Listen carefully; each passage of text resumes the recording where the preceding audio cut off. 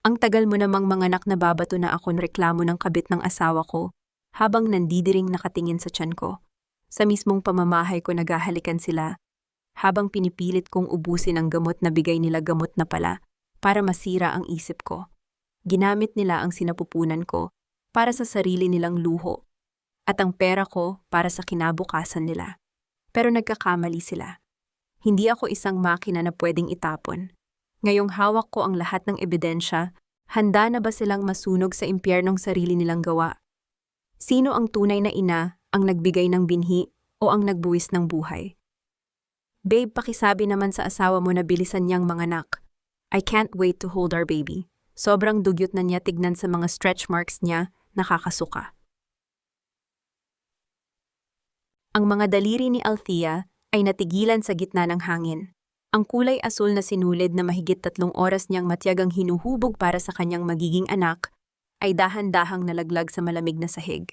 Ang kanyang hininga ay tila napako sa kanyang lalamunan tuyong-tuyo at may lasang kalawang. Ang liwanag ng screen ng cellphone ni Renzo na naiwan sa ibabaw ng tukador ay tila isang lason na dahan-dahang pumatak sa kanyang mga mata, sumusunog sa bawat pangarap na binuo niya sa loob ng 5 taon ng kanilang kasal.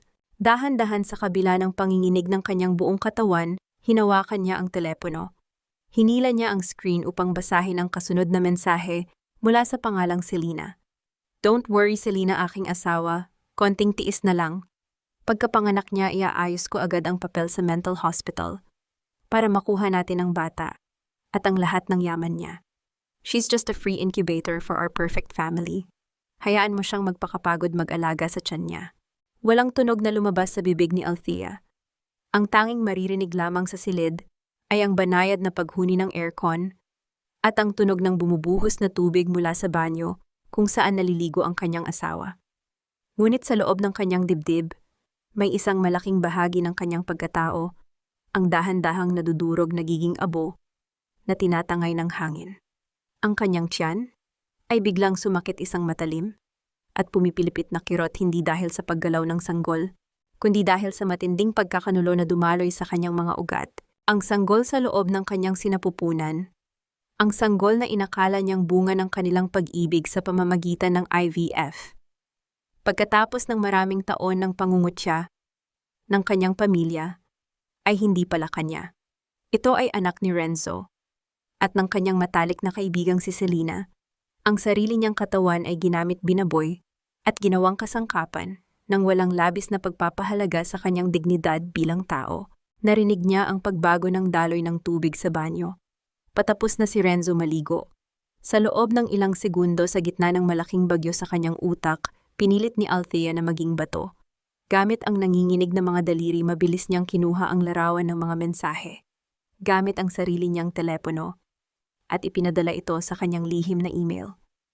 Pagkatapos ibinalik niya ang telepono ni Renzo sa eksaktong posisyon nito sa ibabaw ng tukador. Humakbang siya pabalik sa kanyang tumba-tumba. Kinuha ang nalaglag na sinulid at pilit na ipinikit ang kanyang mga mata habang pinipigilan ang pagtulo ng luha. Bumukas ang pinto ng banyo. Lumabas si Renzo na may ngiti sa kanyang mga labi amoy lavender at bagong ligo. Lumapit siya kay Althea, lumuhod sa kanyang harapan at banayad na hinawakan ang kanyang tiyan. Ang hawak na iyon na dati ay nagpaparamdam sa kanya ng init ngayon, ay tila kuryenteng gumagapang na may kasamang matinding dumi. Babe, bakit gising ka pa? May masakit ba sa'yo? Baka mapagod ang baby natin. Malambing na tanong ni Renzo, ang kanyang mga mata ay puno ng mapagpanggap na pag-aalaga. Tumingin si Althea sa mukha ng lalaking pinagkatiwalaan niya ng kanyang buhay. Ang mukhang iyon na naging kanlungan niya nang mamatay ang kanyang ina, ang mukhang naging dahilan kung bakit niya ibinigay ang lahat ng kanyang pera upang iangat ang negosyo ng pamilya Sarmiento.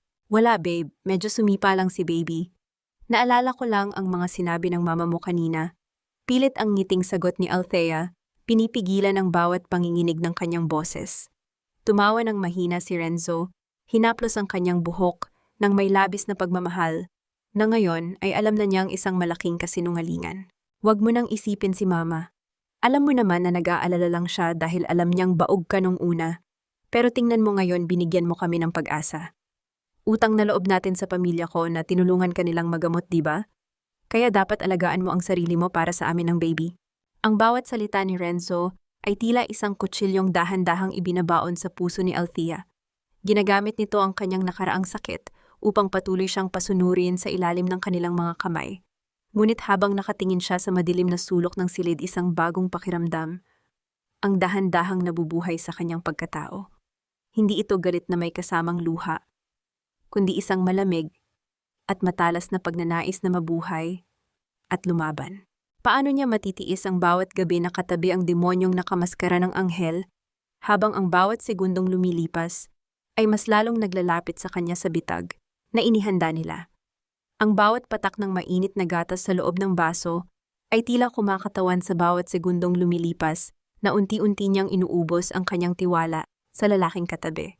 Inabot ni Renzo ang baso kay Althea, ang kanyang mga mata ay nananatiling nakapako sa tiyan nito, tila isang mangangaso na nagbabantay sa kanyang mahahalagang huli. Inumin mo na ang vitamins mo galing kay Mama Babe. Sabi niya pampakalma raw iyan para hindi masyadong mapagod ang baby at para makatulog ka ng mahimbing. Wika ni Renzo, ang boses ay malambing at puno ng mapagpanggap na pag-aalaga. Tumingin si Althea sa likidong puti. Sa loob ng ilang gabi, ang gatas na ito ang nagbibigay sa kanya ng antok na halos hindi na siya makabangon sa umaga, ang gatas na nagpapalabo sa kanyang kaisipan at nagpapahina sa kanyang katawan. Dahan-dahan niyang kinuha ang baso, ngunit sa isang mabilis at maingat na galaw, itinagilid niya ito patungo sa gilid ng kama kung saan ang basahan na nakatago sa ilalim ay agad na sumipsip sa likido. Nakakapagod pala talaga ang pagbubuntis, no? Minsan parang ang bigat-bigat ng pakiramdam ko, parang gusto ko na lang matulog ng matagal. Bulong ni Althea, pilit na pinapanatili ang boses na parang inaantok na talaga. Iyan ang epekto ng gamot, babe. Normal lang yan. Huwag mo nang intindihin ang mga bagay-bagay sa opisina, ako na ang bahala sa lahat. Focus ka lang sa baby, sagot ni Renzo bago ito humiga at agad na tumalikod, hindi na inabala ang pagtingin kung inubos nga ba ni Althea ang laman ng baso. Nang marinig ang banayad na paghilik ni Renzo, dahan-dahang bumangon si Althea. Ang kanyang puso ay tumitibok ng mabilis, parang ibong gustong kumawala sa hawla. Kinuha niya ang basahan na basa ng gatas at piniga ang bawat patak nito sa isang maliit na lalagyan na dati niyang ginamit para sa mga sample ng dugo. Kailangan niya ng ebidensya. Kinabukasan, sa ilalim ng mainit na sikat ng araw, na tila sumusuri sa kanyang bawat galaw, tumungo si Althea sa isang klinika na malayo sa kanilang nasasakupan.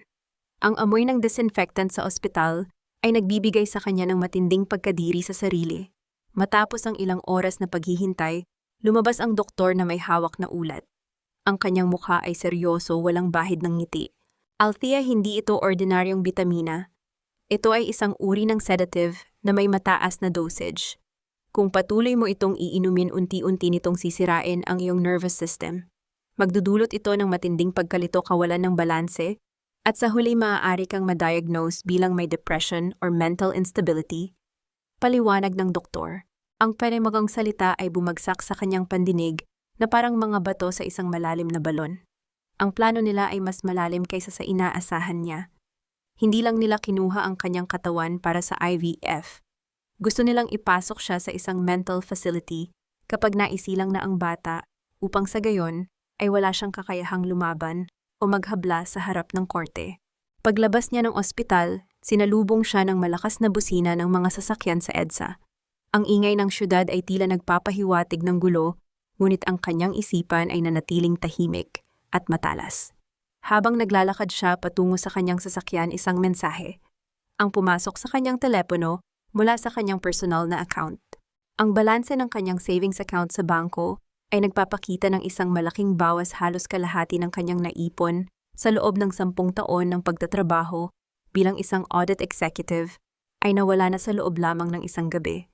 Ang Renzo na nakilala niya, ang lalaking nagbigay sa kanya ng mga bulaklak at pangako, ay isa na ngayong magnanakaw na naghihintay na maubos ang kanyang huling barya bago siya tuluyang itapon sa dilim. Hindi mo ako masisira, Renzo. Bulong ni Althea sa kanyang sarili habang ang kanyang mga daliri ay humahawak ng mahigpit sa manibela. Habang papalapit siya sa mansyon ng pamilya Sarmiento, nakita niya ang isang pamilyar na sasakyan na nakaparada sa labas. Si Selena, kasama ang kanyang ina si Doña Carmen, na nakatayo sa veranda nagtatawanan. habang may hawak na mga magasin ng mga gamit pambata. Ang kanilang mga boses ay umaalingaw-ngaw sa hangin puno ng panunukso na tila pinagpipistaan ang isang hapunan na hindi pa man naluluto. Althea, halika rito, may mga binili kaming gamit para sa apo ko.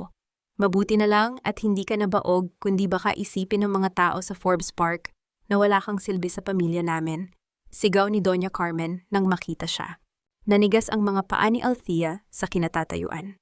Ang bawat salita ay isang dagok, ngunit sa pagkakataong ito, hindi siya tutulo ng luha. Huminga siya ng malalim, inayos ang kanyang suot at naglakad patungo sa kanila nang may ngiting hindi umabot sa kanyang mga mata, isang ngiti na nagtatago ng isang malalim na diskarte. Sabi ko naman sa'yo, Renzo, kailangan natin ng penthouse. Masyadong maliit ang 2-bedroom para sa atin at sa baby.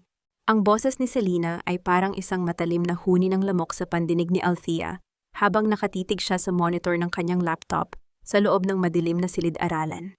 Ang bawat numero sa spreadsheet na kanyang sinusuri ay tila mga tulo ng dugo na nagmumula sa sarili niyang mga ugat. Bilang isang senior auditor, ang mga numero ay hindi nagsisinungaling. Nakita niya ang bawat paglipat ng pondo mula sa kanyang personal na account patungo sa isang shell company na nakarehistro sa ilalim ng pangalan ng isang malayong kamag-anak ni Renzo. 10 milyong piso.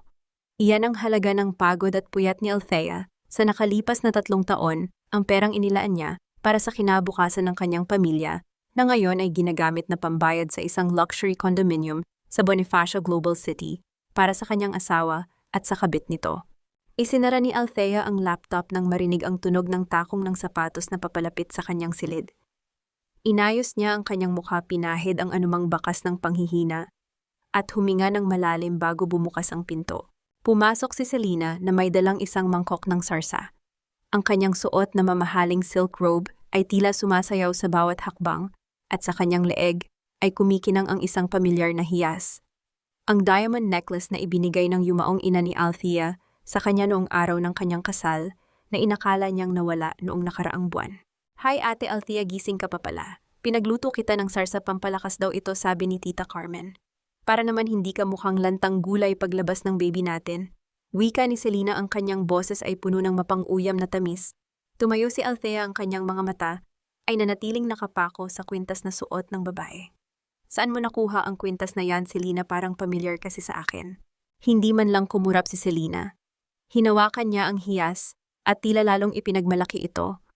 Ito ba, regalo ito sa akin ng isang napaka-special na tao?" Sabi niya, mas bagay daw ito sa akin kaysa sa dating may-ari na hindi naman marunong magpahalaga sa ganda. Ang dugo ni Althea ay tila kumukulong, ngunit nanatiling tuwid ang kanyang tayo. Lumapit siya ng dahan-dahan kay Selena, sapat na upang maamoy ang pabango nito, ang paboritong pabango ni Renzo.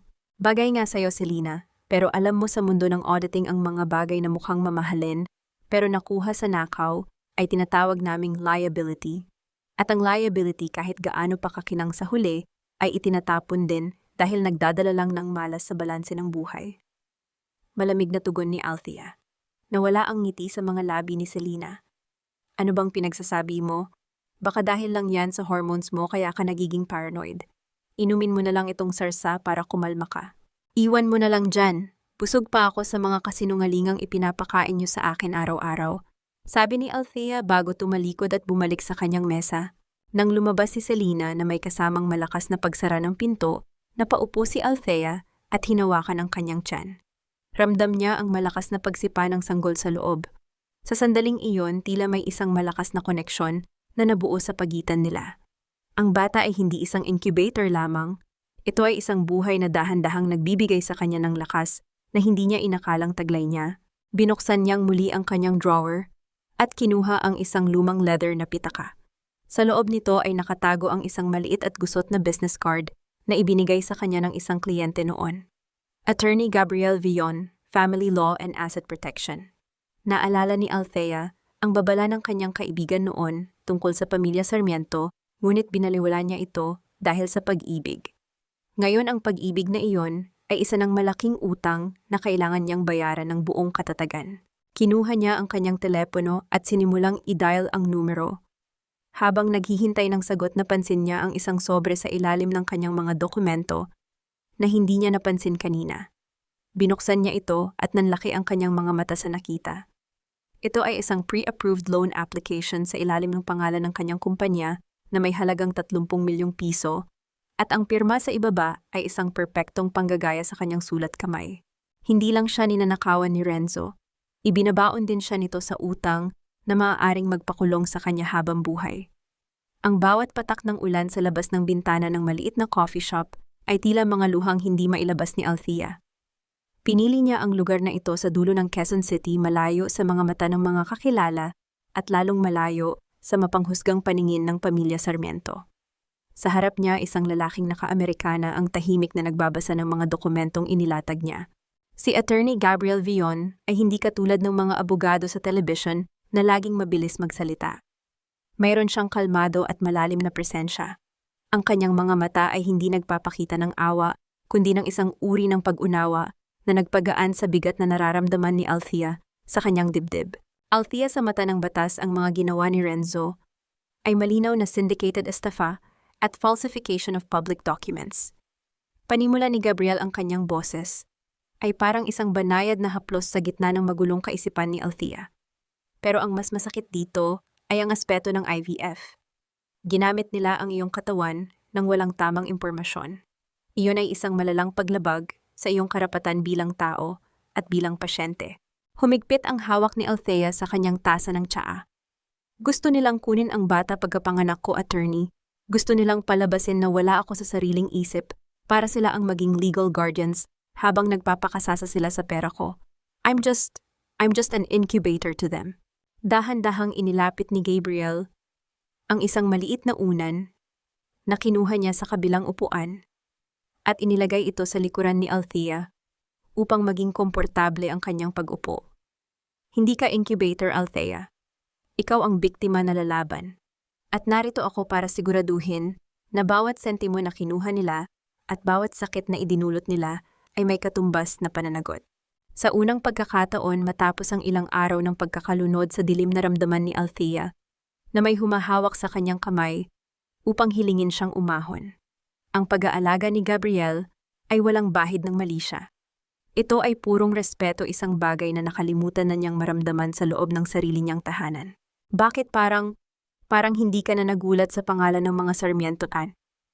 Tanong ni Althea, napansin ang bahagyang pagbabago sa ekspresyon ng abogado nang mabanggit ang kanyang biyanan na si Doña Carmen. Tumingin si Gabriel sa malayo sa mga sasakyang nag-uunahan sa gitna ng ulan. Matagal na silang kilala sa mundo ng negosyo, Althea. Pero hindi lahat ng kinang ay ginto. May mga kwento sa nakaraan na pilit nilang ibinabaon. At marahil ang pagkakataong ito ang magiging daan para tuluyan ng lumabas ang katotohanan. Hindi na nagtanong pa si Althea, ngunit ang misteryong nakabalot sa mga salita ni Gabriel ay nagbigay sa kanya ng karagdagang dahilan para magtiwala. Sinimulan nilang balangkasin ng plano ang paglilipat ng kanyang mga natitirang assets sa isang trust fund na hindi pwedeng galawin ni Renzo at ang paghahanda ng ebidensya para sa isang annulment at criminal case. Kailangan mong bumalik sa bahay na iyon at magpanggap, Althea. Yun ang pinakamahirap na bahagi, babala ni Gabriel habang iniaabot sa kanya ang isang maliit na recorder na mukhang ordinaryong ballpen. Maging matatag ka. Isipin mo ang bata. Nang papunta na si Althea sa kanyang sasakyan, biglang nag-vibrate ang kanyang telepono. Ang pangalan ni Renzo ay lumabas sa screen kasama ang isang larawan ng isang kwartong puno ng asul na lobo at isang malaking banner na may nakasulat na "Welcome home, baby boy." Sinagot ni Althea ang tawag. "Hello, babe. Babe, nasaan ka na? Umuwi ka na agad. May surprise kami ni Mama para sa'yo. Nandito rin si Selena, tinulungan niya kaming ayusin ang nursery room. Sobrang ganda, babe. Siguradong matutuwa ka." Masayang-masaya ang boses ni Renzo, tila isang perpektong asawa na naghihintay sa kanyang reyna. Napatigil si Althea sa harap ng kanyang sasakyan. Ang salitang surprise ay tila isang babala ng panganib na nagpataas ng balahibo sa kanyang batok. Tumingin siya sa kanyang refleksyon sa bintana ng kotse. Ang babaeng nandoon ay hindi na ang Althea na madaling maloko. "Pauwi na ako, Renzo. I can't wait to see your surprise." Tugon niya, ang boses ay kasing lamig ng hanging dala ng ulan. Ang amoy ng mamahaling pabango at sariwang bulaklak ay sumalubong kay Althea pagpasok niya sa pintuan ng mansyon, ngunit para sa kanya ang bango ay tila takip lamang sa isang nabubulok na sikreto. Sa gitna ng sala nakita niya ang ilang malalaking maleta na nakahilera. Ang puso niya ay tumibok ng mabilis, isang babala na hindi niya maaaring balewalain. Babe, nandito ka na. Masayang sinalubong siya ni Renzo at hinalikan siya sa pisngi. Ang hawak nito sa kanyang balikat ay tila isang bakal na nagkukulong sa kanya. Surprise, dito muna titira si Selena sa atin. May problema kasi sa pamilya niya sa probinsya at kailangan niya ng kasama. Tutulungan ka rin niya sa pag-aalaga sa sarili mo habang papalapit ang panganganak mo. Lumabas si Doña Carmen mula sa kusina, may hawak na baso ng juice at may malapad na ngiti na hindi umabot sa kanyang matatalas na mata. Huwag kang mag-alala, Althea. Utang na loob natin sa pamilya ni Selena ang marami nating koneksyon noon. At tandaan mo, noong mamatay ang nanay mo at baon kayo sa utang sa ospital, ang pamilya ko ang nagbayad ng lahat. Maliit na bagay lang itong pagpapatuloy natin sa kanya. Ang salitang utang na loob ay tila isang sampal sa mukha ni Althea. Ibinabato ito sa kanya tuwing gustong makuha ng mga Sarmiento ang kanilang gusto. Nanatiling tahimik si Althea, ang kanyang mga kamay ay mahigpit na nakakapit sa kanyang bag kung nasaan ang recorder na ibinigay ni Gabriel. Salamat, ma. Nakakatuwa naman na naisip niyo yan, pilit na sagot ni Althea. Nasaan si Selena? Nandoon siya sa itaas, babe. Inaayos niya ang nursery room. Pinili niya ang mga kortina at wallpaper. Sabi ko nga mas magaling ang taste niya sa mga ganyang bagay kaysa sa atin. Sabi ni Renzo habang inaakay siya paakyat. Pagdating sa nursery, tila binitay ang hininga ni Althea. Ang kwartong inisip niyang magiging kanlungan ng kanyang anak ay puno na ng mga gamit na hindi niya pinili. Ang bawat sulok ay sumisigaw ng presensya ni Selena. Nakita niya ang babae na masayang nagkakabit ng mga asul na laso sa crib. Ate Althea, ganda, diba? Lumingon si Selena, ang kanyang mga mata ay kumikinang sa tagumpay. Sabi ni Kuya Renzo, gusto niya ng royal theme para sa anak natin. Ay sorry, anak niyo pala. Ngumiti si Althea, isang ngiting kasing talim ng labaha. Ang ganda nga, Selena. Parang ikaw na ikaw ang nakatira dito. Minsan nakakalimutan ko kung sino ba talaga ang nakatira sa bahay na ito at sino ang bisita lang. Bahagyang natigilan si Selena, ngunit agad ding bumalik ang kanyang kumpiyansa. Nagpatuloy ang gabi sa isang hapunan na puno ng plastik na tawanan at mga kwentong puno ng pasaring. Pagdating ng hating gabi, nagpanggap si Althea na natutulog na, ngunit ang kanyang pandinig ay nakabukas sa bawat tunog sa labas ng kanyang silid. Narinig niya ang banayad na pagbukas at pagsara ng pinto sa kabilang kwarto. Dahan-dahan siyang bumangon, bitbit ang recorder na pen at lumapit sa pinto ng kusina sa ibaba kung saan narinig niya ang mga bulong. Renzo, sawang-sawa na ako sa pag-arte na parang katulong dito. Boses yon ni Selena Martinez at puno ng inis. Kailan ba natin siya ililigpit? Tignan mo nga, lalong tumataba at pumapangit, nakakairita siyang tignan sa tabi mo. Konting tiis na lang, babe, sagot ni Renzo. At narinig ni Althea ang tunog ng paghalik nito sa balat. Kapag lumabas na ang bata, may certificate na tayo mula sa doktor na hindi siya matino. Dadalhin natin siya sa facility sa Tagaytay. Doon mabulok man siya, hindi na natin problema. Ang mahalaga sa atin ang bata at sa akin ang lahat ng perang pinaghirapan niya. Siguraduhin mo lang, ha? Baka mamaya maawa ka pa sa kanya dahil sa laki ng tiyan niya, panunokso ni Selena. Maawa sa isang baog na ginamit lang natin para maging incubator, never, Selena. You are my only queen. Wika ni Renzo na sinundan ng kanilang mahinang tawanan na tila mga demonyong nagdiriwang. Nakasandal si Althea sa malamig na pader ng hallway, ang kanyang dibdib ay mabilis na tumataas at bumababa. Ang bawat salitang narinig niya ay tila mga latay sa kanyang puso, ngunit ang kanyang mga mata ay nanatiling tuyo. Wala nang luha para sa mga taong ito. Dahan-dahan siyang bumalik sa kanyang kwarto, ngunit bago pa niya mahawakan ang doorknob, biglang bumukas ang pinto mula sa loob. Nakatayo doon si Selena, may hawak na maliit na tray na may baso ng tubig at isang maliit na plastic na may lamang gamot. Ate, bakit gising ka pa? Nakalimutan mong inumin ang vitamins mo. Sabi ni Kuya Renzo, kailangan mo raw nito para hindi ka maging masyadong stressed. Sabi ni Selena habang dahan-dahang lumalapit ang liwanag mula sa hallway ay nagpapakita ng isang kakaibang kinang sa kanyang mga mata. Gusto mo bang tulungan kitang uminom, ate, o gusto mong ako na ang magpiga nito sa bibig mo?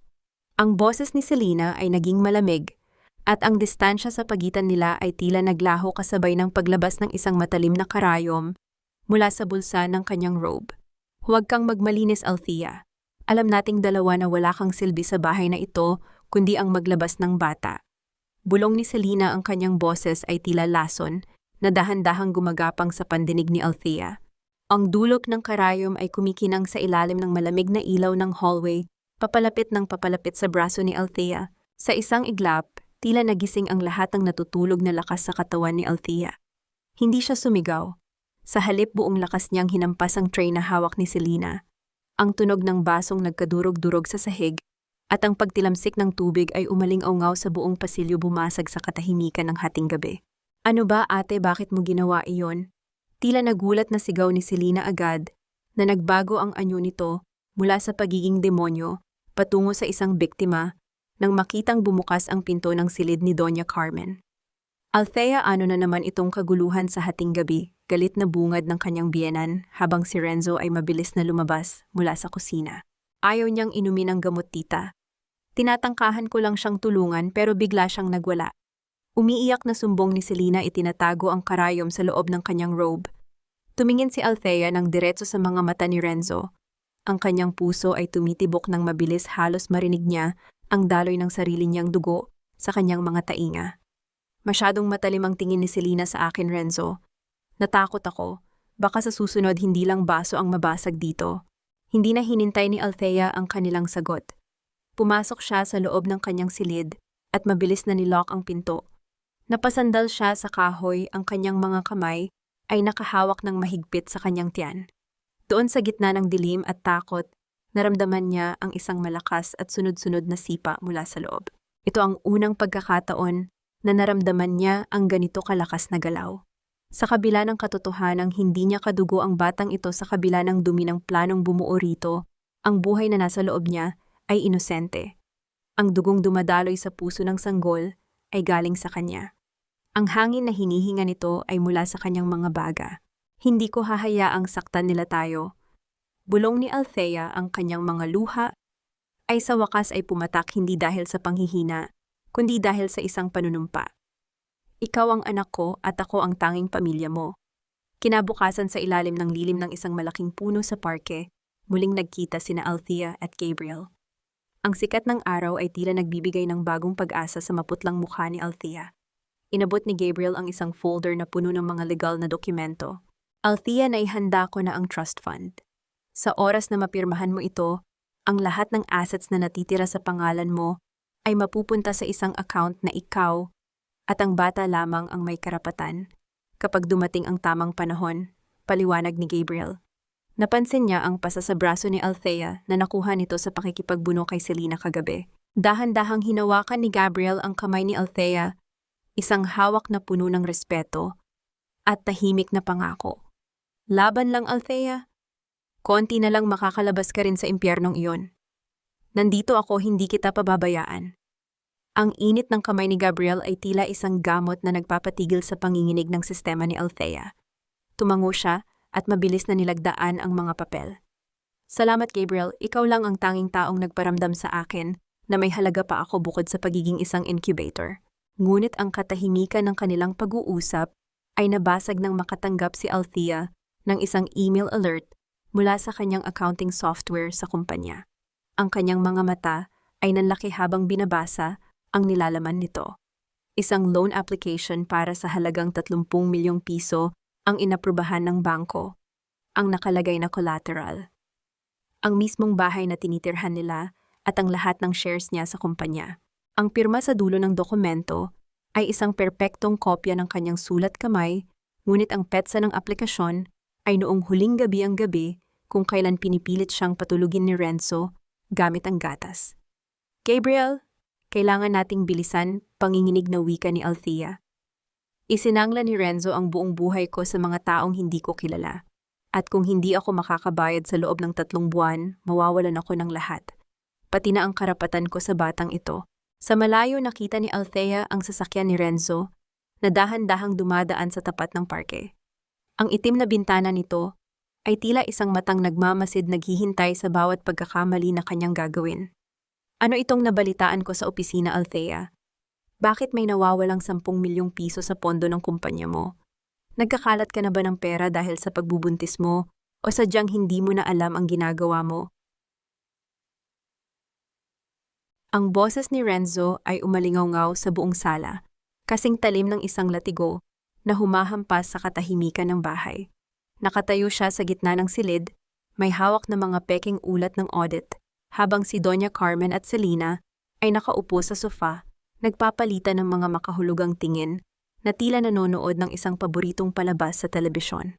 Nakatayo lang si Althea, sa harap nila ang kanyang mga kamay, ay nanginginig hindi dahil sa takot, kundi dahil sa matinding pagsisikap na itago ang kanyang tunay na nararamdaman.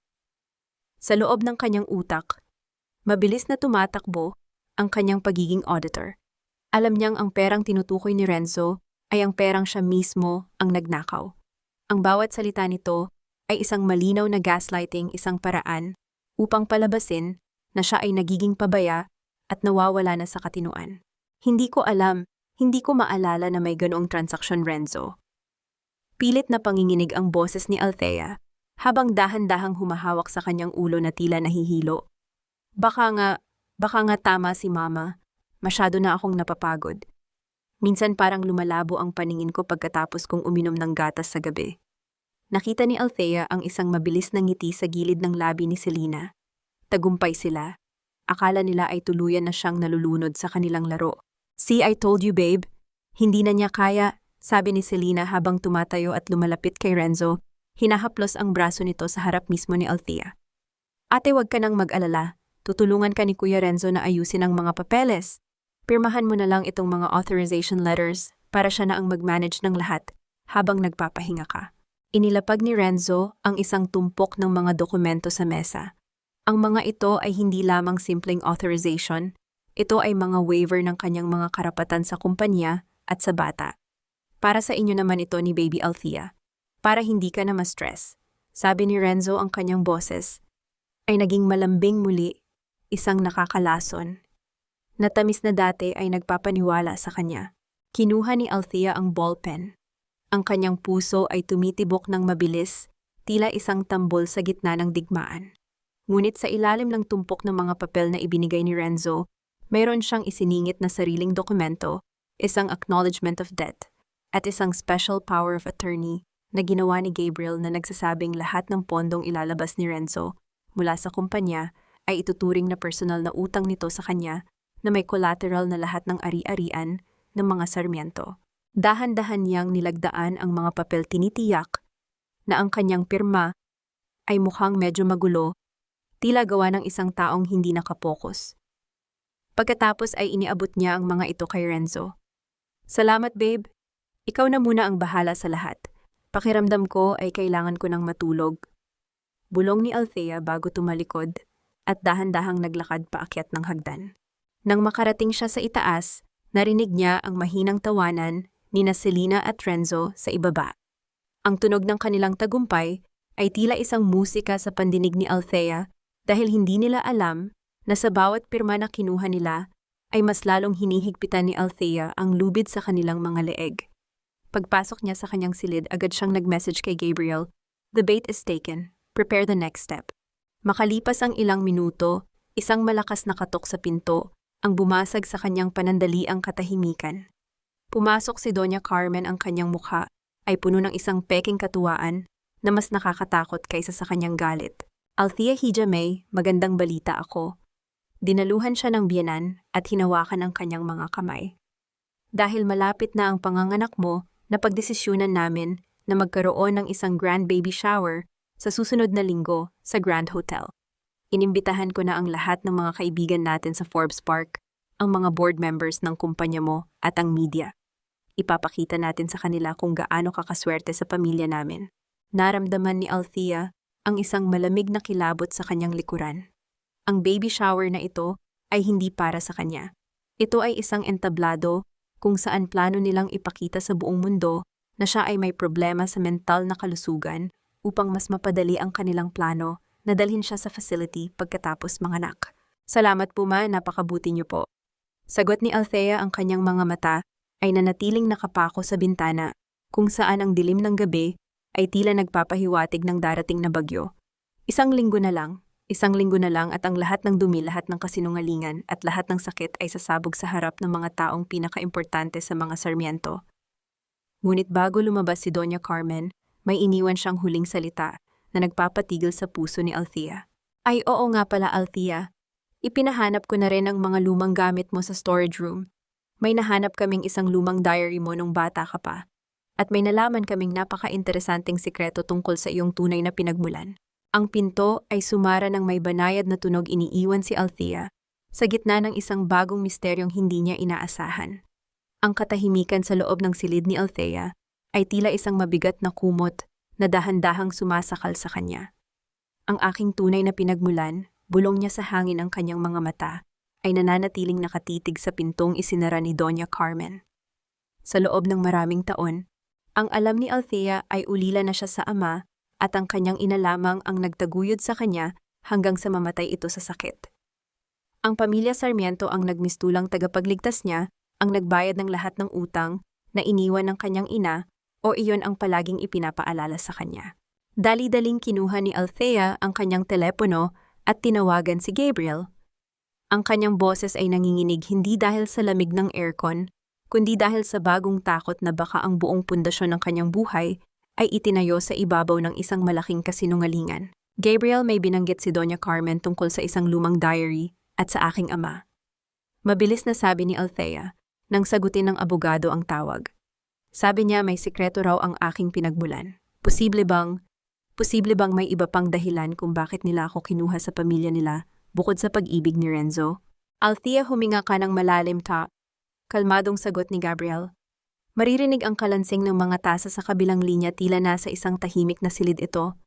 Huwag kang padala sa laro nila. Maaaring panakot lang iyon para mawala ka sa focus. Pero huwag kang mag-alala, ipapasilip ko sa aking investigator ang background ng pamilya ng nanay mo at ang connection nito sa mga Sarmiento bago ka pa ikasal kay Renzo. Nang ibaba ni Althea ang telepono, narinig niya ang tawanan ni Selena at Renzo mula sa kabilang kwarto, ang kwartong dapat ay nursery ng kanyang anak. Ang tunog ng kanilang halakhak ay tila mga tinik na tumutusok sa kanyang balat. Hindi na siya makakatulog. Lumabas siya ng silid at dahan-dahang bumaba ng hagdan upang kumuha ng tubig, tinitiyak na hindi gagawa ng anumang ingay ang kanyang mga hakbang sa makinis na sahig. Sa kusina naabutan niya ang dalawang katulong na nagbubulungan sa dilim. Nang makita siya ng mga ito, agad silang tumahimik at yumuko, ngunit hindi nakaligtas kay Althea ang mapanghusgang tingin sa kanilang mga mata. Alam ng buong bahay, alam ng lahat na ang asawa ng kanilang amo ay isa na lamang palamuti, habang ang tunay na reyna ay ang babaeng nasa itaas. Ang tsismis ay mabilis na kumakalat, at alam ni Althea na pinamumunuan ito ni Doña Carmen upang tuluyan siyang malunod sa kahihiyan. Ma'am Althea, gusto niyo po ba ng gatas? Ipinagbilin po ni Ma'am Selena na dapat ay uminom kayo bago matulog. Wika ng isang katulong, ang boses ay puno ng pilit na galang. Hindi na. Tubig na lang. Malamig na sagot ni Althea. Pinanood niya ang katulong habang isinasali ng tubig. Sa bawat galaw nito, nararamdaman ni Althea ang pagiging estranyo sa loob ng sarili niyang pamamahay. Kinabukasan, ang mansyon ay naging pugad ng abala. Ang mga event planners ay pabalik-balik bitbit ang mga sample ng asul at gintong dekorasyon para sa grand baby shower. Si Selena ang nagbibigay ng mga utos, tila siya ang reyna ng okasyon, habang si Althea ay pinaupo lamang ni Doña Carmen sa isang sulok upang magpahinga. Ate Althea, huwag kang mag-alala, sa gown mo ako na ang pumili. Sabi ni Selena habang humahaplos sa kanyang sariling manipis na baywang, tila ipinapamukha kay Althea ang pagbabago ng katawan nito. Gusto ko ay mukha kang kagalang-galang kahit na medyo malaki na ang tiyan mo, para naman hindi mapahiya si Kuya Renzo sa mga board members. Ngumiti si Althea, ang kanyang mga daliri ay dahan-dahang humahaplos sa tela ng kanyang upuan. Salamat Selena, napakamaalalahanin mo talaga. Siguraduhin mo lang na ang gown na pipiliin mo ay kasya sa isang babaeng alam kung paano tumayo sa sariling mga paa, hindi sa isang babaeng nakasandal lang sa pag-aari ng iba. Bahagyang nanginig ang panga ni Selena, ngunit bago pa ito makasagot, lumapit si Renzo at inakbayan ang dalawa. Tama na yan. Ang mahalaga, magiging perpekto ang gabi na yon. Althea, inimbitahan ko rin ang mga investor mula sa Japan. Kailangan nating ipakita na matatag ang pamilya natin para hindi sila mag-alinlangan sa pag-aproba ng bagong loan. Ang loan na ang collateral ay ang buhay ni Althea. Nang hapon ding iyon, nakatanggap si Althea ng isang sobre mula sa isang courier. Walang pangalan ng sender ngunit alam niyang galing ito kay Gabriel. Pagbukas niya sa loob ng banyo, bumagsak ang isang lumang litrato. Isang litrato ng kanyang ina noong kabataan nito kasama ang isang lalaki na may suot na uniforme ng isang piloto. Sa likod ng litrato may nakasulat na maikling mensahe, "Para sa aking Althea. Ang lahat ng lupain sa San Rafael ay para sa iyong kinabukasan. Huwag mong hahayaang makuha ito ng mga buwaya." Ang lalaki sa litrato ay ang kanyang ama, at ang San Rafael ay ang bayan kung saan matatagpuan ang mga warehouse at planta ng pamilya Sarmiento. Isang matinding katotohanan ang gumuhit sa isipan ni Althea. Hindi siya kinuha ng mga Sarmiento dahil sa awa. Kinuha nila siya dahil ang lupang kinatatayuan ng kanilang negosyo ay sa kanya pala talaga. Ang lahat ng utang na loob na ibinabato sa kanya sa loob ng maraming taon ay isang malaking panlilinlang upang itago ang katotohanang sila ang may malaking utang sa kanya. Napahawak si Althea sa lababo, ang kanyang hininga ay naging mabilis. Ang galit na dati ay parang isang maliit na baga, ay naging isang dambuhalang apoy.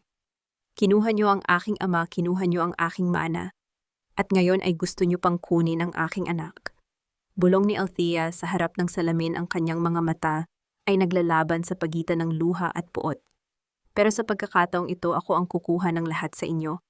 Bakit ka nakatitig sa vault, Althea? May hinahanap ka ba na hindi ko alam, te? Ang boses ni Renzo ay parang isang malamig na dampi ng yelo sa batok ni Althea.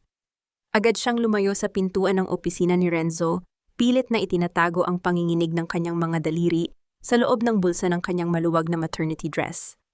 Ang tunog ng pagpihit ng kandado ng pinto ay umalingaw-ngaw sa tahimik na pasilyo, tila isang babala na huli na ang lahat para magtago.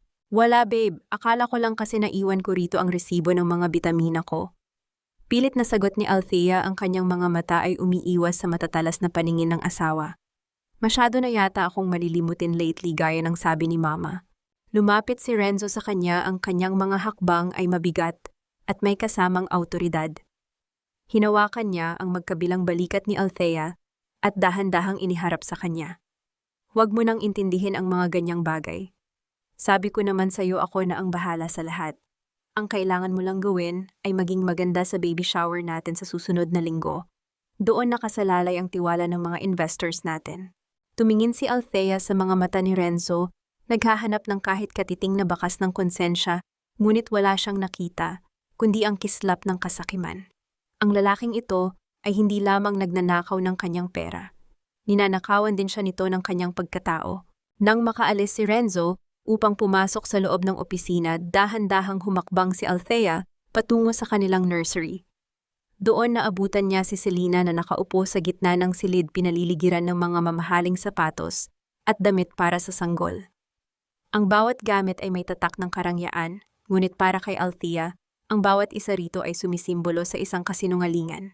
"Ate, tignan mo, oh, bagay ba sa baby natin itong designer shoes?" Nakangiting tanong ni Selena habang pilit na isinisiksik ang kanyang sarili sa maliit na armchair na inilaan sana ni Althea para sa pagpapasuso. Sabi ni Renzo, dapat daw ay mukhang prinsipe ang anak niya paglabas. "Hindi katulad ng pinagmulan mo na, alam mo na medyo kapos." Hindi sumagot si Althea. Sa halip lumapit siya sa bintana at tumingin sa labas, kung saan ang madilim na ulap ay tila nagbabadya ng isang malakas na ulan. "Alam mo, Selena, ang mga sapatos na yan ay pwedeng palitan. Pero ang karapatan ng isang ina sa kanyang anak, kahit gaano pa karaming ginto ang itapal mo, hinding-hindi mo mabibili." Tumawa ng mapakla si Selena at tumayo. Lumapit siya kay Althea at bumulong sa kanyang tainga. "Ina, ate, huwag kang ngang ilusyonada. Ang dugo na dumadaloy sa batang yan ay sa akin at kay Renzo. Ikaw lang ang lalagyan. At kapag nakuha na namin ang gusto namin, ibabalik ka namin sa kung saan ka nararapat sa putikan." Ang mga salita ni Selena ay tila mga sampal, ngunit sa pagkakataong ito, hindi nanliit si Althea. Sa loob ng kanyang tiyan, naramdaman niya ang isang banayad na paggalaw, isang malambot na sipa na tila nagsasabing, "Nandito pa ako." Isang malalim na paghinga ang kumawala sa dibdib ni Althea. "Siguraduhin mo lang, Selena, na hindi ka madudulas sa sarili mong kamandag bago matapos ang lahat." Kinagabihan, habang ang buong mansyon ay balot na ng katahimikan, nakatanggap si Althea ng isang tawag mula kay Gabriel. Ang boses ng abogado ay puno ng tensyon. Althea, may nahanap ang investigator ko sa San Rafael. Ang lupang kinatatayuan ng inyong mga planta ay hindi kailanman na ibenta ng iyong ama sa mga Sarmientos, balita ni Gabriel. May mga dokumento kaming nahanap na nagpapatunay na ang pirma ng iyong ama sa deed of sale ay pinke. Ginamit nila ang pagkamatay ng magulang mo para agawin ang lahat at ang utang na loob na sinasabi nila ay para lamang patahimikin ka. Ang hininga ni Althea ay tila naputol. Ang lahat ng hirap ng kanyang ina, ang pagkamatay ng kanyang ama sa lungkot, ang lahat ng ito ay dahil sa kasamaan ng pamilyang inakala niyang kumupkop sa kanya. Kailangan nating lumaban, Gabriel. Hindi ko na ito kayang panginginig na wika ni Althea. Huwag kang mag-alala. Ang baby shower sa susunod na linggo, iyon ang magiging katapusan nila, pangako ni Gabriel. Pero Althea, may isa pang bagay. Isang legal notice ang kadarating lang sa opisina ko. Ang pamilya Sarmiento ay formal nang nag-file ng petition for involuntary commitment laban sa iyo. Sinabi nila sa korte na ikaw ay may malalang kaso ng prenatal psychosis at panganib ka sa sarili mo at sa bata. Napasandal si Althea sa paderang kanyang mga kamay ay dahan-dahang humawak sa kanyang tiyan. Ang plano nila ay hindi na lang tungkol sa pera o sa bata. Gusto nila siyang ipakulong sa isang institusyon habang buhay bago pa siya makapagsalita. Kailan nila ito ipapatupad?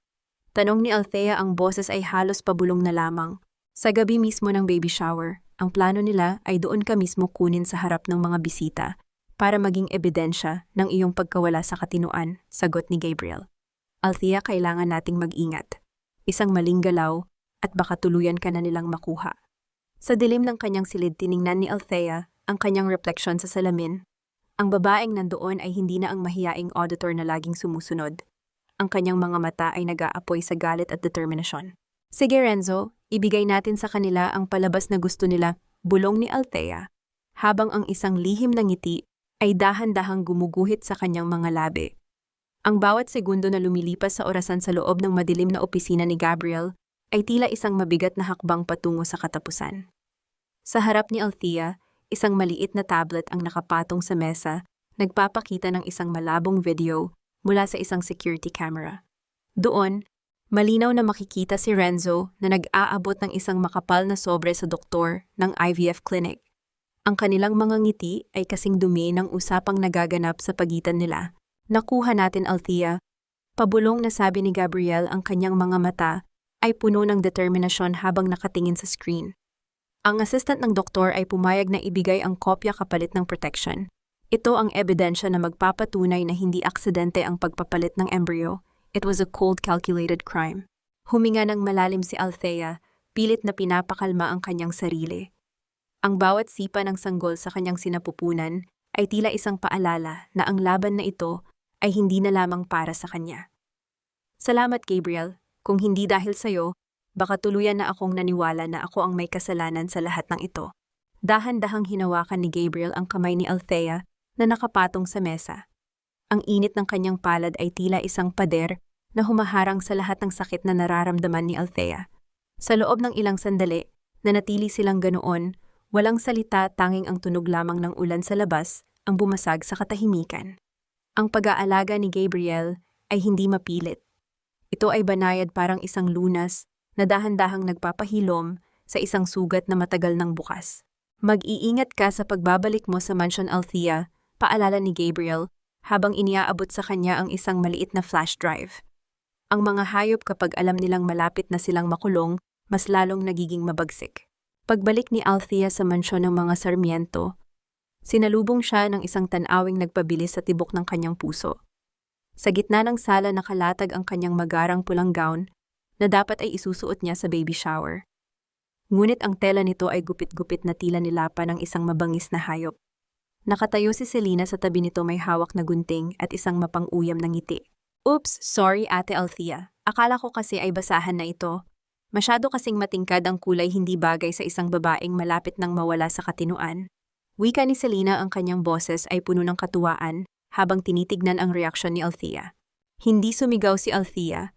Hindi rin siya umiyak. Sa halip, dahan-dahan siyang lumapit sa nasirang gown at hinaplos ang telang seda. Tumingin siya kay Selena ng diretso sa mga mata, isang tingin na nagpatahimik sa tawa ng babae. Salamat sa pagpapaalala, Selena. Dahil sa ginawa mo, mas lalo mong pinatunayan sa akin na ang mga bagay na pilit mong sinisira ay ang mga bagay na hinding-hindi mo kailanman pag-aari.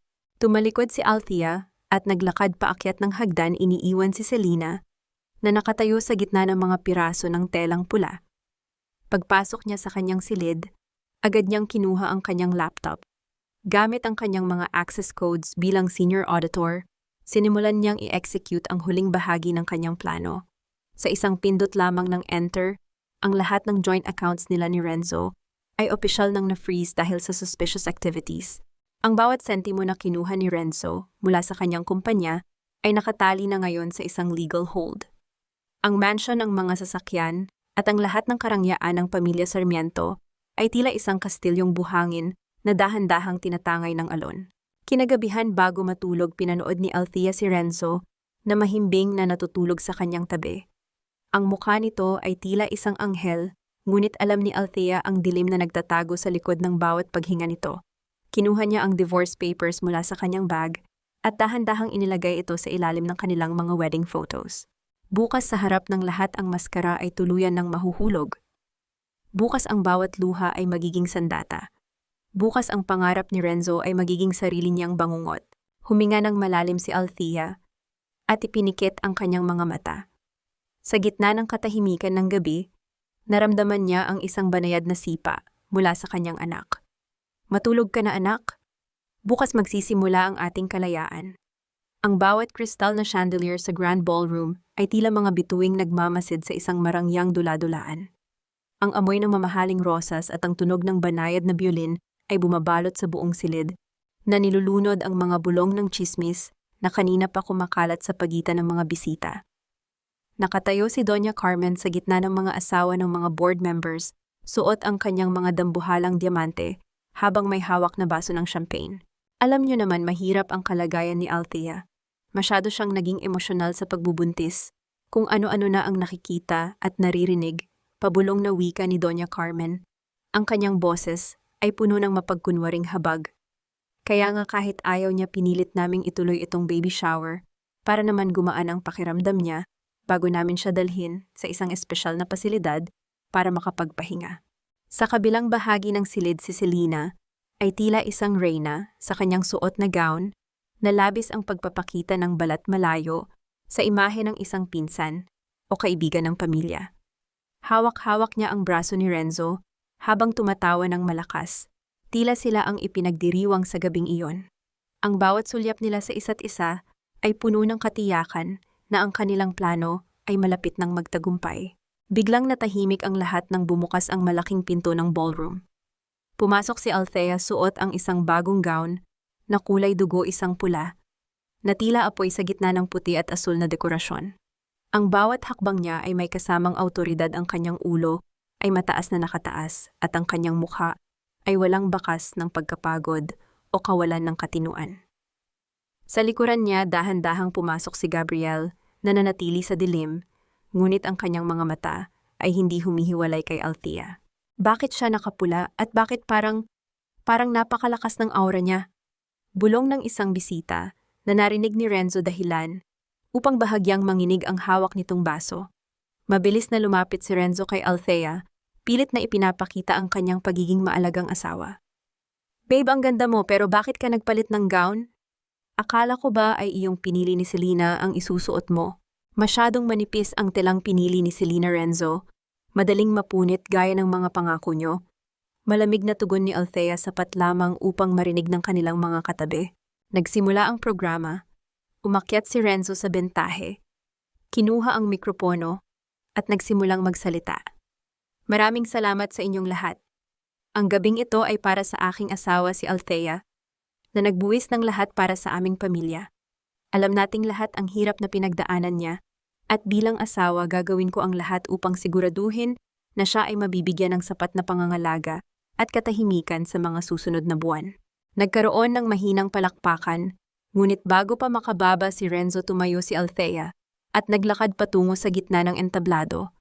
Kinuha niya ang mikropono mula sa kamay ni Renzo na tila nagulat sa kanyang kilos. Salamat sa napakagandang mensahe, Renzo. Napakamaalalahanin mo talaga. Wika ni Althea, ang kanyang boses ay umaalingaw sa bawat sulok ng ballroom. Lumingon siya kay Gabriel, na dahan-dahang sumenya sa mga tauhan ng security na i-lock ang lahat ng pinto ng silid. Dahil marami tayong bisita rito kabilang ang mga board members ng aming kumpanya, at ang media na isipan kung may kulang sa ating pagdiriwang. Patuloy ni Althea, ang kanyang mga mata ay tumatagos sa takot na nagsisimulang gumuhit sa mukha ni Renzo at Selena. Bago tayo maghiwa ng cake, may inihanda akong isang special na video. Isang kwento ng tunay na pagmamahalan sa sakripisyo at ang katotohanan sa likod ng batang dinadala ko. Dahan-dahang namatay ang mga ilaw sa ballroom. Ang malaking LED screen sa likod ni Althea ay biglang nagliwanag, naglalabas ng isang mahinang ugong mula sa mga speaker. Althea, ano ba itong ginagawa mo? Umalis ka na riyan. Pilit na pabulong na sigaw ni Doña Carmen mula sa kanyang upuan, ngunit huli na ang lahat. Narinig ang isang mahinang tunog ng pagpihit ng switch, at sa screen ay lumabas ang unang imahe, ang mukha ni Renzo at Selena sa loob ng isang madilim na silid. Malinaw na maririnig ang kanilang mga boses na nagtatawanan habang pinag-uusapan ang paglipat ng embryo at ang pagpapakulong kay Althea sa mental hospital. Ang buong ballroom ay nabalot ng isang nakabibinging katahimikan bago ito napalitan ng mga singhap ng pagkagulat mula sa mga bisita. Ang tunog ng recording ay nagsimulang gumaralgal sa buong silid, bawat salita ay tila isang hatol ng kamatayan para sa mga Sarmiento. Ang bawat salitang lumalabas sa mga speaker ng ballroom ay tila mga bala na tumatama sa katahimikan ng gabi. Isang libreng incubator lang siya, Selena. Pagkatapos niyang manganak, itatapon natin siya sa mental hospital at sa atin na ang lahat. Ang boses ni Renzo na kanina lang ay puno ng tamis, ngayon ay naging kasing talim ng kamatayan. Ang bawat bisita ay tila napako sa kanilang kinatatayuan. Ang mga baso ng champagne ay nananatiling nakataas sa hangin habang ang mga bulong ay dahan-dahang napalitan ng malalakas na singhap ng pagkagulat at pandidiri. Patayin niyo yan, ngayon din patayin niyo ang screen. Galyang sigaw ni Renzo habang nagkakandara pa siyang bumaba sa entablado upang sugurin ang tech booth. Ngunit bago pa man siya makalapit, hinarang siya ng 4 na malalaking lalaki na nakasuot ng barong, ang security team na inihanda ni Gabriel. Ang bawat hakbang ni Renzo ay napigilan at ang kanyang muka ay dahan-dahang nawalan ng kulay, naging kasing puti ng papel. Tumingin si Althea sa kanyang asawa mula sa itaas ng entablado. Ang kanyang mga mata ay walang bakas ng luha, tanging isang malamig at matalim na paninindigan. Bakit, Renzo, hindi ba't gusto niyo ng isang palabas na hindi makakalimutan ng lahat? Ito na iyon. Ang katotohanan sa likod ng inyong mga ngiti. Biglang tumayo si Doña Carmen, ang kanyang mga kamay ay nanginginig habang hawak ang kanyang dibdib, pilit na umaarte, na parang hihimatayin. Kasinungalingan ito, huwag kayong maniwala sa kanya. Nababaliw na ang babaeng iyan, gaya ng sinabi ko sa inyo kanina. Gawa-gawa lang ang recording na iyan. Baliw po ba ang tawag niyo sa isang taong may hawak ng mga dokumentong ito, ma-upa? Malamig na tugon ni Althea habang inilalabas ang isang makapal na folder. Ito ang mga dokumento ng paglilipat ng pondo mula sa kumpanya ko patungo sa account ni Selena. Ito rin ang deed of sale ng lupa sa San Rafael na kinuha niyo sa ama ko sa pamamagitan ng peking pirma. At higit sa lahat, ito ang medical report mula sa klinika na nagpapatunay na sinadya ninyong palitan ng embryo. Ang bawat salita ni Althea ay tila mga sampal sa mukha ng pamilya Sarmiento sa harap ng pinakamataas na lipunan ng Manila. Ang mga matatandang kababaihan na kanina ay nakikinig sa tsismis ni Doña Carmen, ay ngayon ay nagpapakita na ng lantad na pandidiri. Isang baso ng alak ang biglang tumapon sa mukha ni Selena mula sa isang hindi kilalang bisita, kasunod ng mga salitang mang-agaw, walang hiya. Si Selena na kanina ay naglalakad, na parang Reyna, ay ngayon ay nagtatago sa likuran ni Renzo. Ang kanyang gown ay basa at ang kanyang make-up ay nagsisimulang kumalat sa kanyang mukha. Wala na ang kanyang kumpiyansa, tanging takot na lamang ang natira sa kanyang mga mata. Tapos na ang laro niyo, wika ni Gabriel, habang dahan-dahang lumalapit sa entablado, dala ang isang grupo ng mga kalalakihan na naka-uniforme.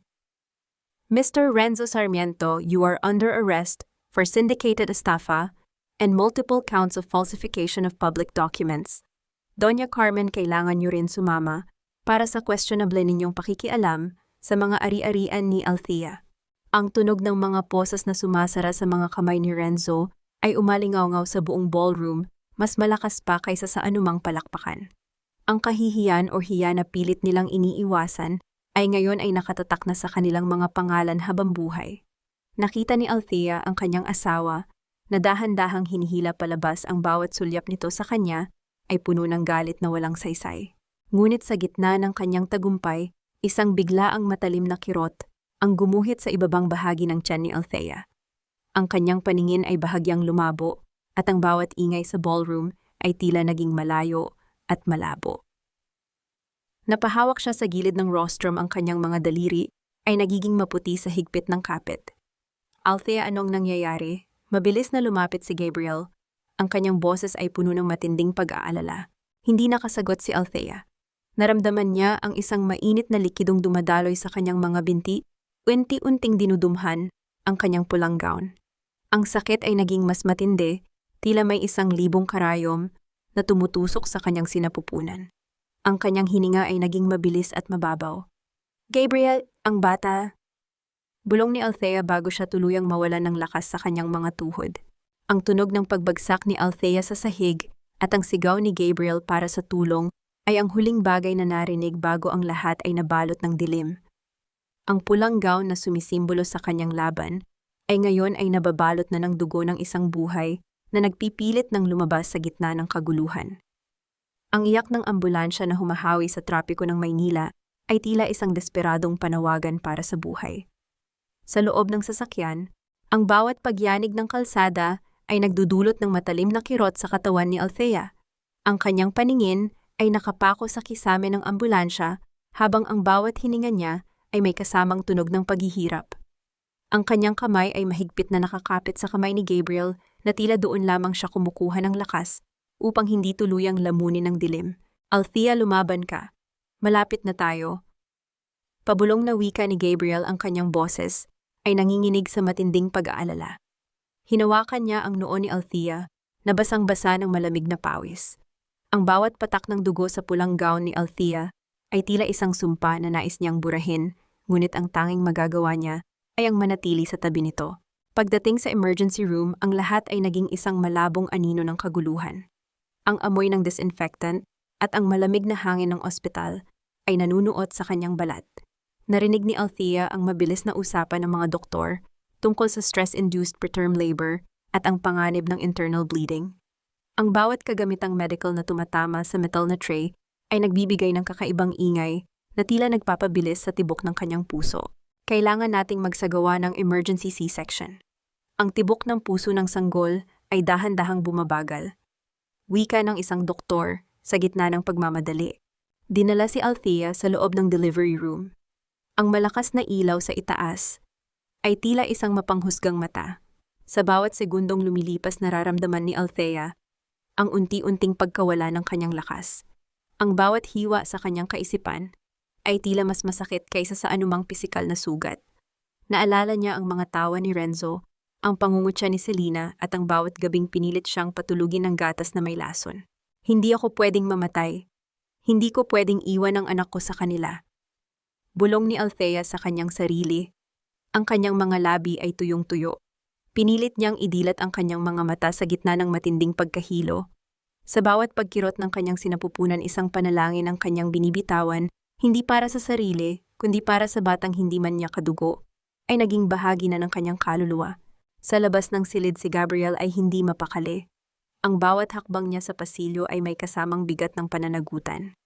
Umupo siya sa bangko at idinikit ang kanyang mga palad sa kanyang mukha. Sa loob ng maraming taon bilang abogado, marami na siyang nakitang kasamaan. Ngunit ang ginawa ng mga Sarmiento kay Althea ay isang uri ng kalupitan na hindi niya mapatawad. Ang kanyang tahimik na panalangin ay bumasag sa katahimikan ng pasilyo. Isang hiling na sana ay mabigyan pa ng pagkakataon ang babaeng nagbuwis ng lahat para sa isang pangarap na ginamit laban sa kanya.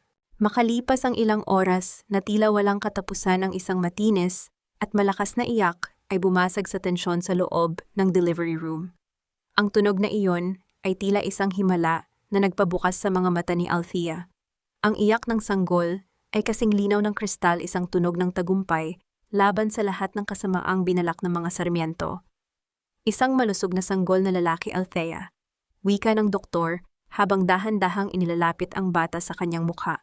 Nang maramdaman ni Althea ang balat ng sanggol sa kanyang pisngi, ang bawat sakit at paghihirap ay tila naglaho. Ang amoy ng bagong silang na bata ay nagbigay sa kanya ng isang uri ng kapayapaan na hindi niya naramdaman sa loob ng 5 taon. Anak ko! Bulong niya, ang mga luha ng tunay na kaligayahan ay sa wakas ay dumaloy sa kanyang mga mata. Dinala si Althea sa isang private room upang magpahinga. Doon dahan-dahan siyang nakatulog habang yakap ang pag-asang akala niya ay nawala na. Ngunit ang kanyang kapayapaan ay panandalian lamang. Kinaumagahan, bago pa man tuluyang magising ang diwa ni Althea, ang pinto ng kanyang silid ay marahas na bumukas. Hindi ang nurse na may dalang pagkain ang pumasok, kundi ang abogado ng pamilya Sarmiento, kasama ang 2 lalaking naka-uniforme. May hawak silang isang dokumento na may selyo ng korte. Magandang umaga, Mrs. Sarmiento. Wika ng abogado sa isang malamig at walang emosyong boses. Narito kami para ipatupad ang emergency custody order. Dahil sa resulta ng DNA mula sa klinika na nagpapatunay na si Selena Aragon ang biological mother ng batang iyan, at dahil sa iyong kasalukuyang kondisyon sa mental na kalusugan na naitala sa aming petisyon, ang korte ay nagpasya na pansamantalang ibigay ang bata sa aming pangangalaga. Napatayo si Althea sa kanyang pagkakahiga sa kabila ng hapdi ng kanyang tahi. Ang kanyang puso ay tumibok ng kasing bilis ng kidlat. Ano, hindi maaari? Ako ang nagdala sa batang ito. Ako ang ina niya. Sa mata ng batas, ikaw ay isang manggagawang ginamit lamang ang sinapupunan, Althea. Patuloy ng abogado habang dahan-dahang lumalapit sa crib ng sanggol. Ibigay niyo ang bata ng maayos o mapipilitan kaming gamitin ang kapangyarihan ng mga pulis na kasama namin. Ang tanging maririnig sa silid ay ang mabilis na paghinga ni Althea at ang mahinang pag-ungol ng sanggol na tila nararamdaman ng panganib na nagbabanta. Ang mga kamay ni Althea ay nanginginig habang pilit niyang inaabot ang kanyang anak, habang ang mga lalaking naka-uniforme ay nagsimula ng humakbang patungo sa kanya. Ang bawat hibla ng tahi sa kanyang tiyan ay tila binabatak ng apoy nang pilitin ni Althea na harangan ang crib ng kanyang anak. Ang kanyang mga kamay, na nanginginig sa panghihina, ay nakakapit ng mahigpit sa bakal na bakod ng higaan ng sanggol. Ang kanyang hininga ay gumaralgal, bawat buntong hininga ay may kasamang hapdi na tila hinihiwa ang kanyang kaisipan. Hindi niyo kukunin ang anak ko. Pabulong ngunit mariing wika ni Althea, ang kanyang mga mata ay nananatiling nakapako sa abogado ng mga Sarmiento. Kailangan niyo muna akong patayin bago niyo mahawakan ang batang ito. Huwag mo nang pahirapan ang sarili mo, Althea. Tugon ng abogado, ang kanyang boses ay walang bahid ng awa habang inaayos ang kanyang salamin. May utos ang korte. Ang biological reality ay hindi mo mababago. Ang bata ay pag-aari ni Selena Aragon. Ikaw ay isang kasangkapan lamang na tapos na ang gamit. At sa kondisyon mo ngayon, mas lalo mo lang pinatutunayan na hindi ka fit na maging magulang. Isang pulis ang humakbang pasulong, ang tunog ng kanyang mabibigat na sapatos sa tiles ng ospital ay tila mga martilyong tumatama sa puso ni Althea. Ngunit bago pa man nito mahawakan ng crib ang pinto ng silid, ay bumukas ng malakas, tumama sa pader at lumikha ng isang tunog na bumasag sa tensyon. Pumasok si Gabriel, ang kanyang mukha ay seryoso at ang kanyang mga mata ay nag-aapoy sa galit na kontrolado. May hawak siyang isang asul na folder at isang recorder na nakabukas. Bitawan niyo ang batang iyan. Utos ni Gabriel, ang kanyang boses ay umaalingaw-ngaw sa buong silid, puno ng awtoridad na nagpapatigil sa mga pulis. Attorney Mendoza, ang custody order na hawak mo ay nakuha sa pamamagitan ng panlilinlang. Nag-file na kami ng urgent motion para i-stay ang order na iyan dahil sa ebidensya ng panunuhol ni Doña Carmen sa presiding judge. Napatigil ang abogado ng mga Sarmiento, ang kanyang kumpiyansa ay dahan-dahang napalitan ng pag-aalinlangan. Anong pinagsasabi mo? Hawak ko ang batas dito. Ang batas ay hindi ginagamit para sa krimenton. Sagot ni Gabriel habang lumalapit kay Althea at dahan-dahang inilalagay ang kanyang kamay sa balikat nito upang bigyan siya ng suporta. Mayroon kaming ebidensya na si Selena Aragon ay may kasaysayan ng paggamit ng pinagbabawal na gamot sa ibang bansa na sapat na dahilan para ituring siyang unfit parent. At higit sa lahat, ang kasong kidnapping at serious illegal detention laban kay Renzo Sarmiento ay sapat na para hindi mapunta sa poder niyo ang bata. Tumingin si Gabriel sa mga pulis. Kung itutuloy niyo ang pagkuha sa bata sa gitna ng questionabling order na ito, isasama ko kayo sa kasong obstruction of justice at grave abuse of authority. Gusto niyo bang mawala ng lisensya dahil lang sa utang na loob sa mga Sarmiento? Ang mga pulis ay dahan-dahang umatras nagkakatinginan ng may pag-aalinlangan. Ang abogado ni Renzo ay namula sa galit, ngunit wala siyang nagawa kundi ang ayusin ang kanyang mga papeles. Hindi pa ito tapos, Vion. Magkikita tayo sa korte. Nang lumabas ang mga ito, tila nawalan ng hangin sa buong silid. Napaupo si Althea sa gilid ng higaan, ang kanyang mga luha ay sa wakas ay bumagsak hindi dahil sa takot, kundi dahil sa matinding kaginhawaan. Mabilis na lumapit si Gabriel at kinuha ang sanggol mula sa crib, dahan-dahang inilagay ang bata sa mga bisig ni Althea. Salamat, Gabriel.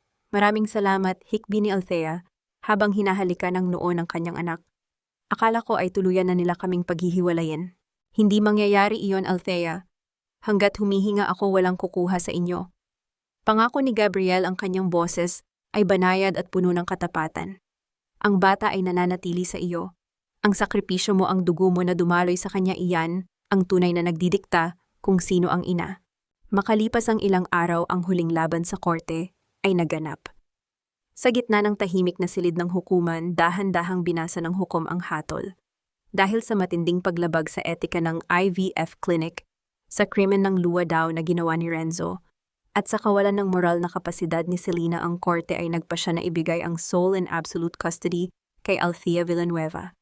Ang bawat salita ng hukom ay tila mga awit ng kalayaan para kay Althea. Paglabas nila ng korte, sinalubong sila ng mainit na sikat ng araw. Nakita ni Althea ang pamilya Sarmiento na pilit na iniiwasan ang mga kamera ng media, ang kanilang mga mukha ay balot ng kahihiyan. Si Renzo ay dinala pabalik sa selda, habang si Doña Carmen ay iniwan ng kanyang mga dating kaibigan. Ang kanilang kaharian na binuo sa kasinungalingan ay tuluyan ng gumuho. Tumingin si Althea sa langit, ang kanyang puso ay magaan at payapa. Sa kanyang tabi naroon si Gabriel, dala ang bag ng bata. Ang laban ay tapos na at ang bagong umaga ay nagsisimula na. Ang tunog ng martilyo ng hukom na pumukpok sa kahoy ay tila musika sa pandinig ni Althea, isang awit ng katarungan, kalayaan at katapusan. Paglabas niya sa pintuan ng korte, ang liwanag ng araw ay hindi kailanman naging ganito kasinag. Tila hinuhugasan ang bawat bakas ng dilim na bumalot sa kanya sa loob ng mahabang panahon. Hawak niya ang kanyang anak na mahimbing na natutulog sa kanyang mga bisig, walang kamalay-malay sa digmaang ipinaglaban para sa kanya. Nakita ni Althea ang huling sulyap sa pamilya Sarmiento. Si Renzo na nakaposas ay may mga matang nag-aapoy sa galit, ngunit walang kapangyarihan. Dinala siya palabas patungo sa sasakyan ng pulis at sa huling sandali nagtama ang kanilang mga mata. Sa mata ni Renzo nakita ni Althea ang pagkilala sa kanyang pagkatalo. Sa mata ni Althea, ang tanging nakita ni Renzo ay isang malamig na katahimikan, hindi galit, hindi awa, kundi ang pagwawakas ng isang kabanata na hindi na kailanman babalikan pa.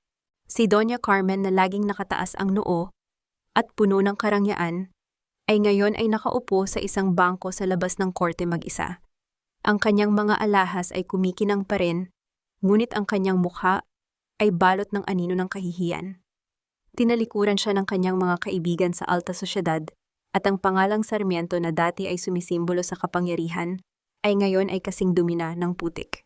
Si Selena naman na laging ipinagmamalaki ang kanyang kagandahan, ay mabilis na naglakad palayo, pilit na itinatago ang kanyang mukha mula sa mga kamera ng media.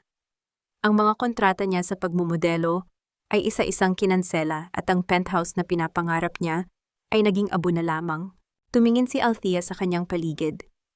Ang mga taong dating nangungutya sa kanya ay ngayon ay tinitingnan siya ng may paghanga. Ngunit hindi na mahalaga sa kanya ang opinyon ng iba. Ang tanging mahalaga ay ang maliit na buhay na hawak niya.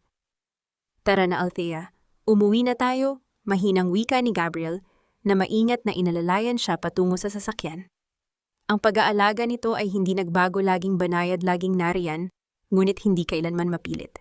Sa loob ng sasakyan, habang binabaybay nila ang daan patungo sa isang bagong simula, Isang pamilyar na kanta, ang tumugtog sa radyo, ang kantang kinakanta ng kanyang ina noong siya ay bata pa. Isang kanta tungkol sa pag-asa at bagong umaga. Sa unang pagkakataon, hindi na ito nagdulot ng sakit at pangungulila sa kanyang dibdib. Sa halip na pangiti siya, pagdating nila sa isang maliit ngunit maaliwalas na bahay na inupahan ni Althea sa Laguna, malayo sa ingay ng syudad, sinalubong sila ng amoy ng sariwang hangin at mga bulaklak sa hardin. Ito ang kanyang bagong tahanan, ang kanyang santuwaryo. Ibinaba niya ang kanyang anak sa crib at tinanggal ang kanyang mga sapatos. Naglakad siya patungo sa bintana at tinanaw ang papalubog na araw. Ang kulay kahel na langit ay tila isang pangako ng kapayapaan. Sa gitna ng katahimikan, naramdaman ni Althea ang isang malamig na bagay sa kanyang daliri. Ang singsing na simbolo ng kanyang kasal kay Renzo. Dahan-dahan niyang hinubad ito.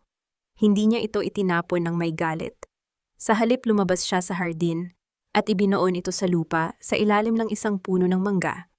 Isang simbolikong paglilibing sa nakaraan, hindi upang kalimutan, kundi upang tanggapin na naging bahagi ito ng kanyang pagkatao, isang masakit na aral na nagpatatag sa kanya. Pagbalik niya sa loob, naabutan niya si Gabriel na tahimik na nagtitimpla ng tsaa sa kusina, tila sanay na ito sa kilos ng bahay. Inabot nito ang isang tasa kay Althea. Hindi ko alam kung paano kita pasasalamatan, Gabriel. Utang ko sa'yo ang buhay namin ng anak ko. Wika ni Althea, ang kanyang boses ay puno ng taos-pusong pasasalamat. Ngumiti si Gabriel, isang ngiting umabot sa kanyang mga mata. Wala kang utang na loob, Althea. Ang ginawa ko ay para sa tama. At ang lakas na ipinakita mo, iyon ang tunay na nagpanalo sa laban na ito. Umupo sila sa veranda, pinapanood ang paglubog ng araw habang ang mahinang pag-ungol ng sanggol mula sa loob ay nagbibigay ng musika sa kanilang katahimikan. Ang laban ay tapos na. Ang hustisya ay nakamit na. At sa harap ni Althea, isang bagong umaga, ang naghihintay, isang umaga na puno ng pag-asa, pagmamahal at ang walang hanggang lakas ng isang ina. Isang taon na ang lumipas mula nang huling beses na tumapak si Althea sa loob ng silid ng hukuman, ngunit ang bawat hapdi ng nakaraan ay tila dahan-dahan ng tinatangay ng hanging amihan sa bayan ng Laguna. Ang bago niyang tahanan ay malayo sa ingay at polusyon ng Makati, malayo sa mga pader na naging saksi sa kanyang mga lihim na pagluha. Ngayon, ang maririnig lamang sa paligid ay ang mahinang huni ng mga kuliglig at ang masayang tawa ng isang batang naglalaro sa damuhan. Si Nathan. Ang batang dati ay tinawag na incubator baby ng mga Sarmiento ay isa na ngayong masigla at malusog na bata. Habang pinagmamasdan ni Althea ang kanyang anak na pilit na hinahabol ang isang makulay, na paru-paro, dahan-dahang hinaplos ng kanyang daliri ang peklat sa kanyang ibabang tiyan, ang bakas ng kanyang sakripisyo. Ang peklat na ito ay hindi na sumasagisag sa sakit, kundi sa isang matamis na tagumpay. Napakabilis niyang lumaki, Althea. Parang kailan lang ay karga-karga ko pa siya habang papalabas tayo ng ospital pa. Wika ni Gabriel habang dahan-dahang lumalapit bitbit ang isang tray ng sariwang prutas. Ngumiti si Althea at sumandal sa kanyang upuan sa veranda. Minsan hindi rin ako makapaniwala, Gabriel. Parang isang masamang panaginip na lang ang lahat. Pero kapag tinitignan ko si Nathan, alam ko na bawat luhang ibinuhos ko ay sulit. Kumusta na ang foundation? Tanong ni Gabriel, ang kanyang boses ay puno ng paghanga habang tinititigan ang babaeng sa wakas ay nakatagpo na ng kanyang sarili. Maayos naman. Marami na kaming natutulungang kababaihan na nakakaranas ng pang-aabuso sa loob ng kanilang mga tahanan. Ipinapaliwanag namin sa kanila na ang kanilang katawan ay hindi kailanman pag-aari ng iba at ang kanilang dignidad ay hindi mabibili ng anumang yaman, paliwanag ni Althea. Ito ang kanyang paraan ng pagpapagaling, ang ibalik sa iba ang lakas na muntik nang makuha sa kanya. Nanatiling tahimik si Gabriel, ngunit ang kanyang mga mata ay nagsasabi ng higit pa sa anumang salita. Dahan-dahan niyang inilagay ang kanyang kamay sa balikat ni Althea, isang banayad na haplos na nagpapadama ng init at seguridad. May nabalitaan ka ba tungkol sa kanila? Huminga ng malalim si Althea. Narinig ko na tinanggihan ng korte ang huling apela ni Renzo. Mananatili siya sa kulungan ng mahabang panahon. Si Doña Carmen naman ay tuluyan nang nawalan ng kontrol sa kanilang mga planta sa San Rafael. Ang lupang kinuha nila sa tatay ko ay naibalik na sa pangalan ko at gagawin ko itong isang pabahay para sa mga empleyadong tapat sa pamilya ko noon. At si Selena, nabalitaan ko na nasa probinsya siya namumuhay sa hirap at pilit na iniiwasan ang kahihiyang iniwan niya sa Manila. Wala na ang kanyang ganda, wala na ang kanyang luho. Karma na ang bahala sa kanila ka. Sagot ni Althea nang walang anumang pait sa boses. Napagtanto ni Althea na ang tunay na pagpapatawad ay hindi ang pagsasabi na maayos na ang lahat sa mga taong nanakit sa kanya. Ang tunay na patawad ay ang pagpapalaya sa sarili mula sa lason ng puot. Pinatawad na niya ang kanyang sarili sa pagiging marupok noon at hinayaan na niyang ang tadhana ang magparusa sa mga Sarmiento. Ang kanyang katahimikan ay ang pinakamabigat na parusa para sa kanila. Habang ang araw ay dahan-dahang lumulubog, lumapit si Nathan sa kanila at nagpasakay sa mga bisig ni Gabriel. Ang tunog ng tawa ng bata ay tila isang himala na nagpabuo sa puso ni Althea. Inayos ni Gabriel ang isang manipis na cardigan sa balikat ni Althea upang hindi ito lamigin isang maliit na galaw na nagparamdam sa kanya na siya ay pinapahalagahan. Gabriel, salamat sa pananatili. Bulong ni Althea, ang kanyang ulo ay dahan-dahang sumandal sa balikat ng lalaking hindi siya iniwan sa gitna ng bagyo. Wala akong balak umalis, Althea. Sa iyo at kay Nathan natagpuan ko ang pamilyang matagal ko nang hinahanap. Tugon ni Gabriel, ang kanyang boses ay tila isang pangako na nakaukit sa hangin. Ang kwento ni Althea ay hindi lamang tungkol sa isang babaeng naging biktima ng pagtataksil. Ito ay kwento ng isang babaeng nagawang itayo ang kanyang sarili mula sa mga guho ng kanyang mga pangarap. Isang paalala sa bawat babaeng nakikinig na ang isang ina ay hindi lamang sinusukat sa dugo na dumadaloy sa kanyang anak, kundi sa lalim ng kanyang pagmamahal at sa tatag ng kanyang paninindigan. Habang ang dilim ng gabi ay dahan-dahang bumabalot sa laguna, ang liwanag ng isang maliit na lampara sa kanilang veranda ay nananatiling nakasindi. Isang liwanag na sumisimbolo sa isang bagong simula, isang bagong pag-asa, at isang buhay na sa wakas ay malaya na.